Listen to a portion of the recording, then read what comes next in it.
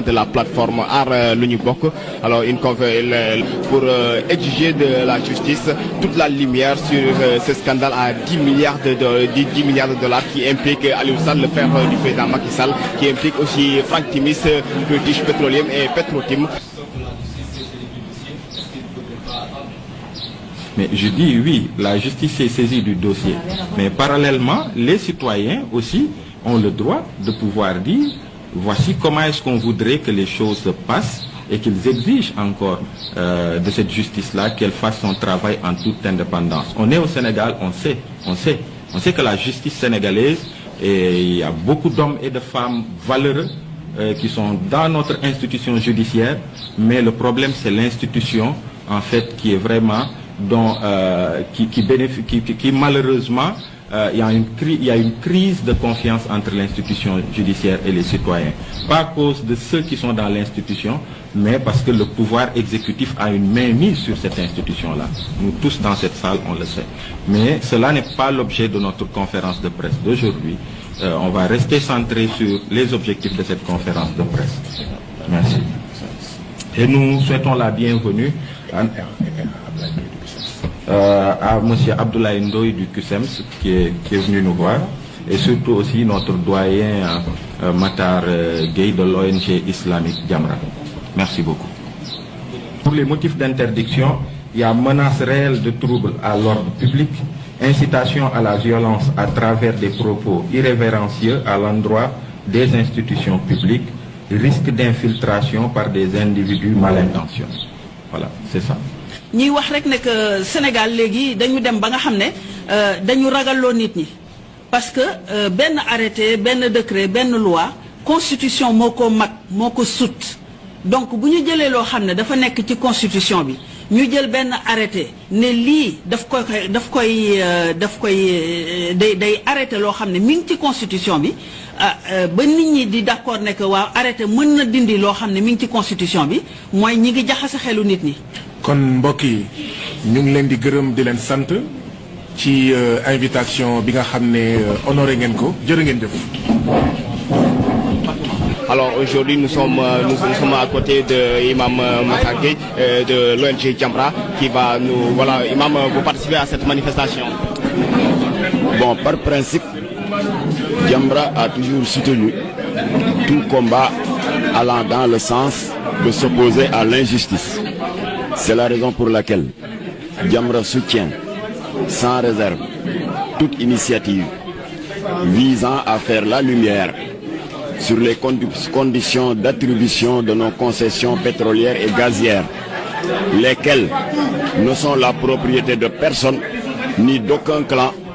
mais plutôt le patrimoine commun à tous les Sénégalais. Par conséquent, chacun d'entre nous, en tant que citoyen sénégalais, a la voix au chapitre, a son mot à dire. C'est la raison pour laquelle Jamra condamne de la manière la plus ferme l'interdiction préfectorale consistant à empêcher à des citoyens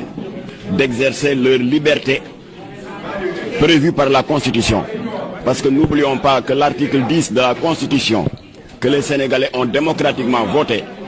dit très bien que tout citoyen a le droit d'exprimer librement ses opinions par la parole,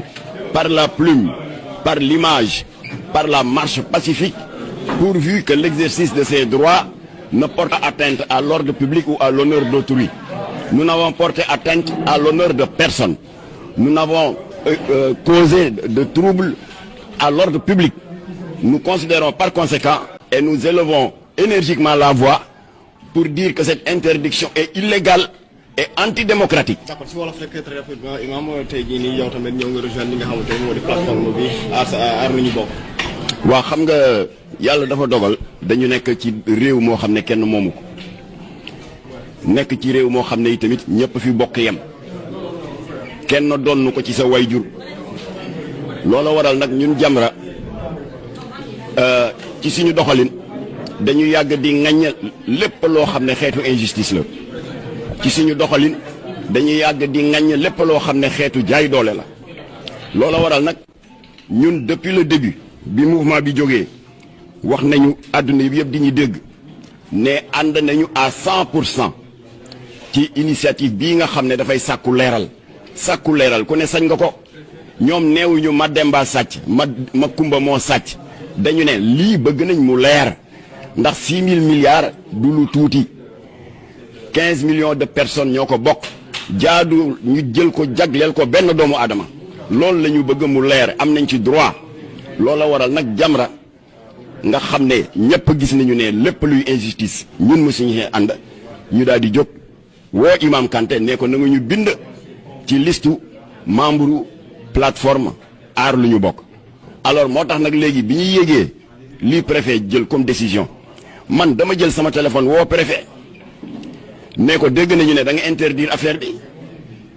léegi xanaa di nga ñu wax motivation yi tax nga interdire ko ndax du rassemblement politique du sax marche c'est un rassemblement citoyen am nañu droit alal jañu moom benn clan moomu ko waaye lu askan bi yëpp a bokk ñu sàkku ci leeral notification rek lañu soxla mu ne ma waaw am na kilifa gu may waxal bu ma paree dinaa woo waaye dégg naa léegi liir nañ notification yi waaye ñun jàpp nañu ne teguwul ci yoon donc nekk na une interdiction boo xam ne ñun Jamra ñu ngi koy naqarlu parce que c'est illégal et antidémocratique